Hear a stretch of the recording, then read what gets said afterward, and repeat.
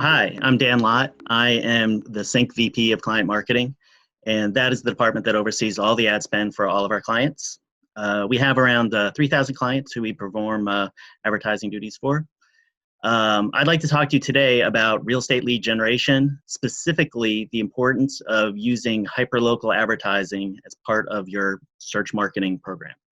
And although our CINC clients are one of the focuses for this presentation, it's going to be pretty generic. So all the lessons in here should be something that you can be able to incorporate into your search marketing program, whether you do it yourself or if you use an agency. So what is hyperlocal? Hyperlocal is when you drill down beyond just the city and the county to more of these granular search areas. A lot of times when we have a client start, they will provide us areas. They'll provide us, 5 cities, 10 cities, something like that. A county and 3 cities within that county. And that's a good way to start, but it is also good to take those cities and their counties and get more granular, because there's lots of benefits of getting more granular. Such as some of the things you can use are going through zip codes, going to neighborhoods, specifically large neighborhoods that are in one of those cities, the target cities. Country clubs are good. Points of interest, such as we have the Beltline in Atlanta, so like a house near the Beltline is a good ad group. Natural landmarks such as lakes or mountains or rivers, things like that. Schools, school districts, high schools, and regions such as East Nashville, West Nashville, North Nashville, just different parts of a city. A lot of times clients will just ask for the major city in the county and without actually going into these hyperlocal areas. And so that's why we've started to incorporate those just as part of our way of operating. All right, why is this a good thing? Why do we want to do hyperlocal advertising? Why does it matter? All right, there's a few things. It should provide more leads and better leads. They're bottom of the funnel leads, such as you can't really see it underneath my face, but a search like 3-bedroom homes near Walton High School is a better lead than homes in Atlanta. Maybe not a better lead, and like the contact information is better, but it's bottom of the funnel lead. It's somebody who is gone through, they know what they want. They know what type of area they want to be in. They know what type of neighbor they're going to be. They know exactly what they want. So they're farther along in the process rather than somebody just typing in homes in Atlanta because that is pretty generic. That's somebody who's really early into the search. In general, adding hyperlocal search terms and search areas is a good way to diversify. That is something we always emphasize with our clients. It is good to diversify with, do Google, also do Facebook. We have a product called Listcast. Use Listcast, which is a combination of the two. You never know what works for you. You might have better luck with the Google search leads and the Facebook search leads, or the opposite. You might want to try, seller leads in addition to buyer leads. It's just good to diversify because whatever works for you might not work for somebody else. And by adding the hyper-local ad groups, it could lower your cost per lead. And that's one of our focuses, and that's pretty much our primary focus is getting you the most leads, the most high-quality leads for the least amount of money in your target area. And that's what this presentation is mostly going to be about, is how to get the most leads using hyperlocal. It sometimes works, it sometimes doesn't, and we'll go into why it would work and why it wouldn't. And just in general, hyperlocal terms are not as competitive as the other, city ad groups, city keywords, or county keywords, just because, everybody will type in, homes for sale in Scottsdale, but they won't necessarily type in all the different areas within Scottsdale. Scottsdale has a lot of very large communities that give really good cost per leads. But advertisers don't necessarily advertise for those keywords, and people are still searching for them. So you can usually get a pretty good cost per lead on that. But that's not always the case.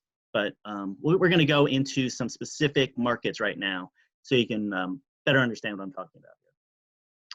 All right, well, first of all, before then, we're gonna go into the limits of hyperlocal. More people search for the local than the hyperlocal, and those are the long tail keywords is what the hyperlocal is.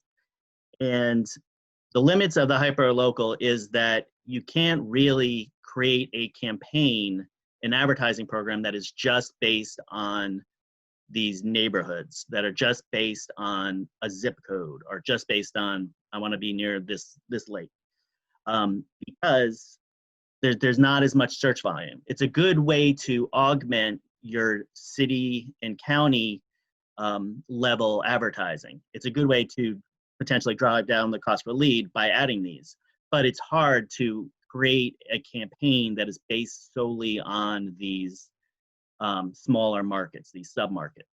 And you also have to figure, are there homes for sale in these markets that you want to advertise? We have some guidelines as to what we have best practices as to what we'll advertise in our system, because we found that if you have a landing page that does not have many houses on it, it's not going to convert. And we found this, across the board. It's one of the core principles we have is, if a neighborhood only has 3 houses for sale, it's not going to be a good target for this hyperlocal advertising, because when the person types in homes for sale in North Springs or whatever the neighborhood is, and the landing page has only 3 houses on it, they're not going to click. There's a good chance they're not going to click on one of those 3 houses. So if they don't click on it, then they won't become a lead. There's no way for them to become a lead because they won't see the registration form. And just in general, you have to figure, are there enough leads in the areas that you are seeking to advertise? If you have 4 neighborhoods, and you want to get 100 leads a month, you got to think like, well, only around 6 people will move into this neighborhood over the course of a month, maybe, or 3 a month. How can I get 100 leads for those 3? You just have to use the kind of use math to figure like, well, there's not enough leads. We got to kind of broaden it. We can't be that narrow. You got to use a combination. Okay, so here's some examples of different cities where you can tell how effective using hyperlocal advertising is. All right, so I'm using Cobb County, Georgia. CINC is in Cobb County. We're in Marietta is where we're headquartered. So that's one that I look at a lot. So a lot of people, Cobb County is an affluent county. It's a desirable. There's a lot of clients in Cobb County. People will say, I want Cobb County leads. We are in Marietta, which is right in the middle of the county, right there. So people say, I want to be in Cobb County, specifically in Marietta and Smyrna. And so they'll give us those 3 areas. And in Kennesaw and Ackworth. Those are probably the 4 big cities in Cobb County. Marietta is very large. So we can create a campaign on that, but you're missing out on other opportunities to get potential leads if you're only focusing on those cities. If you look at this map, you'll see each of these little dots is one of the ad groups that we have running in our campaigns across our portfolio. It's one of the good things about, not to talk up CINC too much, but one of the good things about us is that we have a lot of data on what works and what does not work for ad groups. What areas give the best cost per lead? What submarkets get the best cost per lead? And you can see on here, Cobb County does pretty well in terms of cost per lead. I think the average was something like $550 over the last 3 months, which what this data is. And each of these dots represents a different hyperlocal ad group or local ad group. So like each city, like how Marietta has a couple dots on it and things like that. So there's only one red, which is a cost per lead greater than 8. The light green are from 4 to 8, and the dark green are less than 4. So those are really good. So those are really good ones. So you're missing out. Marietta in general has probably, I think it's around a 6 cost per lead. So if you're if you're just focusing on the cities, you're missing out on, there's 10 zip code ad groups, there's 4 neighborhoods, there's 3 country clubs. Country clubs do really well. If it's a country club that people search for, those do really well. Points of interest, I know Kennesaw Mountain is on there. There's 3 regions, there's West Cobb, there's East Cobb, and there's 2 schools on there that generate a lot of traffic. And this is also, they had to hit a specific number of leads to be included in this analysis. There's a lot of other ones. There's a lot of little dots that are here and there that just don't generate a lot of traffic, but they're still there and we're still advertising. If we advertise on it and nobody clicks on it, it doesn't really matter. It's cost per click and pay per click. So nobody clicks on it, you don't pay anything. So it's a no lose situation. So this is Cobb County. And here, then here's going to go to a couple cities where one is a really good target for hyperlocal advertising, and then one which is not a great candidate for hyperlocal advertising, but if you use your, if you do it strategically, it can be beneficial. All right, Las Vegas is, and Henderson, which is right south of Las Vegas, are 2 really good markets for hyperlocal advertising. Las Vegas itself has a high, if somebody types in homes for sale in Las Vegas, that has a pretty high cost per lead. I think it was like $650 or $7. I don't remember offhand. And Henderson was similar. But the submarkets themselves, each individual neighborhoods, there's lots of large communities within Las Vegas and Henderson that have better cost per leads than those 2 big, like the 2 big areas, Las Vegas and Henderson. And so what this map shows are all those green dots are in Las Vegas. Those are the ones where there's cost per leads of these small submarkets that are better than the cost per lead of Las Vegas itself, even though they're in Las Vegas. So it's, I guess Summerlin would be considered one. That's a city, or actually it's a area. But all these green dots are, if you want to, you can put up you can make an account and run a Google paid search account and not take a lot of effort into it. And you can set up with 3 ad groups. You could have, a lot of people would have Henderson, Summerlin, and Las Vegas. That's good. You're fine. You've done a great job. Good job, everybody. And you're going to do okay. You'll get, $10 a lead, something like that. But if you want to dig deep and figure out what are the good, like Lake Las Vegas, I think has a good cost per lead. There's lots of, I can't really hover on these to, spring up what the areas are, but all these green dots have lower cost per lead. And when you add those, that also means that you can drive down, you'll keep the Las Vegas ad group, but by having these other ad groups that have a lower cost per lead, that means you can lower the bids on Las Vegas. So that instead of being a 10, you can work it down to like a $5 cost per lead for your entire campaign. And when you are, spending $1,000 a month on advertising, cutting your cost per lead from 1,000 or from 10 down to 5 is the difference between, getting 100 leads and getting 200 leads. So it's a huge difference. All right, so this is a good one. That's a really good example. There is having 47 submarkets that are better than the target city. That's pretty rare. So pick that one. Here's one that's not so good. All right, this one's trickier. This is San Diego. San Diego only has a handful of submarkets that are better than the city ad group. So how do we, if you're in San Diego, what do? You say, oh, to heck with that. I'm not going to use, hyperlocal advertising. I'm not going to dig deep. I'll just do, a handful of ad groups and call it a day. So what you can do, one of the problems with San Diego is that the city of San Diego itself has a really good cost per lead, but the metro area, the San Diego metro area it has the highest average cost per lead for the market. And even within the even in San Diego City itself, the small little neighborhoods and submarkets within San Diego City, they're also expensive.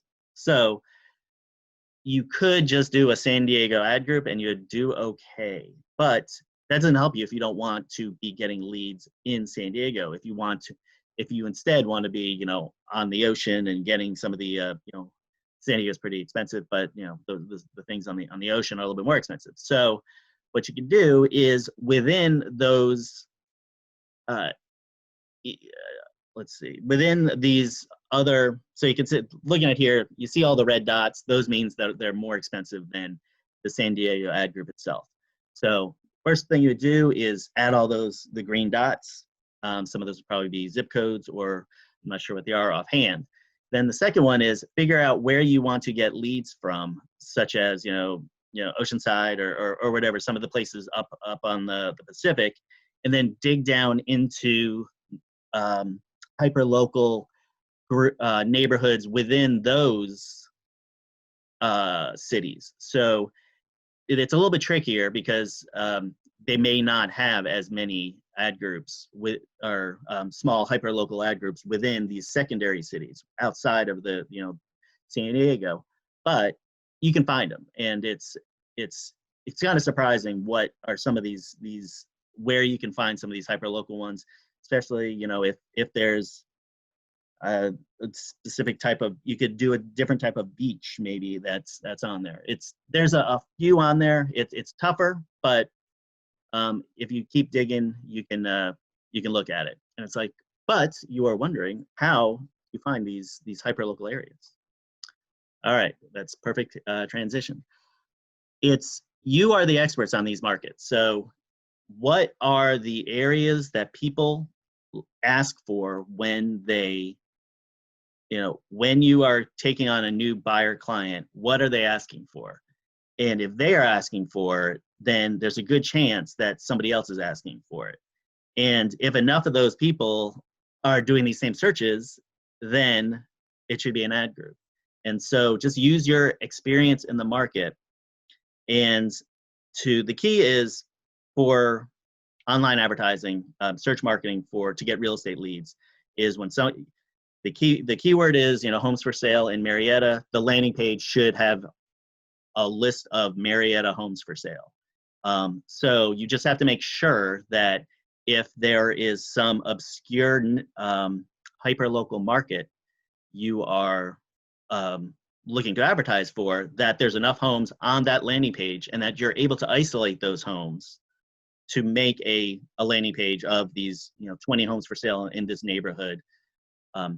If you can do that, if enough people ask for this, if enough people ask for a certain type of house in a particular neighborhood, zip code, near a lake or whatever, and you're able to produce a landing page that will have those homes on it, enough homes on there that there's a good selection for them to search for, it's going to be successful. You're going to get a good cost per lead, and there's a good chance that it's going to drive down the cost per lead for your accounts. Okay, and then just to give CINC our plug, is that we have a lot of data analysis and tools that we use to do this when we're creating accounts, when we're optimizing accounts. If an account, we look to see which accounts are not doing as well as other accounts in a market, and we're like, well, what's going on here? And so we'll use some of these tools to put in, like, oh, we gotta start adding more hyperlocal. We gotta dig deeper. And as I always say, as I mentioned this a lot, adding additional ad groups for a campaign that's struggling, you're gonna help the campaign because you are just diversifying it. Diversification is the key. So we have a lot of data analysis tools that show what are the good hyperlocal ad groups to add based on search volume as well as cost per lead. You don't necessarily want to add an ad group if you think it's going to increase the cost per lead because it already has in other markets or in other accounts has a high cost per lead. Another thing which we use, this is if you want to get hyperlocal, if you want to focus just on one small area, you could also go with niche ad groups, such as, if you are in Naples, Florida, adding, waterfront homes in Naples as having its own special ad group, gated homes for sale, things like that. That's another thing, but it's a good way if you are just targeting one specific market, one very granular area. You can do these niches as a way to get more search traffic. And as I said earlier, they may work, they may not work. Most of them don't work. But The thing is, it doesn't matter with cost per click, with pay per click. If you can, all it takes is time, really, because it can take, if you want to spend an hour doing these ad groups, whether niche ad groups or these hyper local ad groups, and nobody clicks on them, all you are is out an hour of your time. So it's always a good thing to investigate, to explore, and it's a good way to improve your accounts if you're doing paid search advertising. And this is our general hyperlocal strategy. We recommend that you use a combination of broad and narrow ad groups when you're creating an account. Whether that be that's how we would like to do it within our system, and anybody out there, this is a good way to do it. Because with the broad, you'll capture a lot of traffic, you'll get a lot of leads, consistent lead flow. When you go narrow with this hyperlocal, you can go to the specific markets that you want to get leads in, and these specific small granular areas that you want to get the leads in, as well as it'll drive down the cost per lead. And just another term I use a lot is like, what's the footprint of are you looking for? What are the boundaries that you want to get leads in? Are you happy? That's one of the things is, I'm always very, like, if a client is dissatisfied because they're not getting leads where they want to get them, we can always adjust the footprint. If they're getting late leads in Mesa, Arizona, but they want to focus on Scottsdale, Arizona, we can dial it down. It's just, where do you want to get those leads? And then because of this hyperlocal, because of the access to data we have, we can get as many leads as possible by targeting all these different hyperlocal areas within your footprint. And then also, as I mentioned, the niches, that's also a good thing to do. If you just want Scottsdale, just adding Scottsdale, it might not be waterfront, but like gated communities, let's see, condos, townhomes, things like that. That's another good way to drill down in the specific small market that you want to get leads in. But in general, key is, narrow is good, but it's tough to create a cohesive advertising program just on the narrow. You need to offset that with the broader, the cities, the counties. But it's important to have the narrow because those can provide cheaper leads and better leads because they're further down the funnel. Well, that's about all I have for today. If you want to find out more about CINC, you can go to cincpro.com, and I showed you some of those maps we have. We have a lot of really cool maps. We have heat maps. I didn't bust out the heat maps here, but we have heat maps that show where the actual search traffic is in specific markets, as well as and overlaying what the cost per lead of all the different submarkets within that market are with. Anyway, we really like maps. We really like data. We spend a lot of time analyzing accounts to improve the cost per lead, your cost per lead. So if you want to know more about CINC or about the lead generation program, just go to one of these sites. And thanks for visiting.